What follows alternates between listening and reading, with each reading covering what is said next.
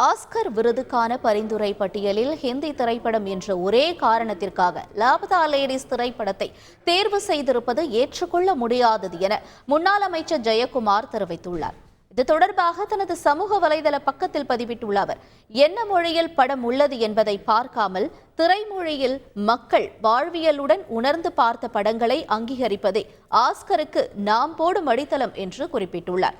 கொட்டுக்காளி, தங்கலான், வாழை, மகாராஜா உள்ளிட்ட கதையும் கருத்தும் தாக்கமும் மிகுந்த தமிழ் படங்கள் ஆஸ்கர் விருதிற்கான பரிந்துரை பட்டியலில் இருந்தும் ஹிந்தி திரைப்படம் என்ற ஒரே காரணத்திற்காக லாபதா லேடிஸ் தேர்வு செய்திருப்பது ஏற்றுக்கொள்ள முடியாதது எனவும் ஜெயக்குமார் கூறியுள்ளார். லாபதா லேடிஸ் பல்வேறு கருத்துக்களை நகைச்சுவையோடு சொன்னாலும் உணர்வு பூர்வமாக இல்லை என்பதே உண்மையானது என பதிவிட்டுள்ள ஜெயக்குமார், இந்தியாவில் மட்டுமே ஆஸ்கர் விருதிற்கான தேர்வின் விதத்தினால் திரைப்படம் இங்கேயே தோற்றுவிடுகிறது என்றும் தெரிவித்துள்ளார்.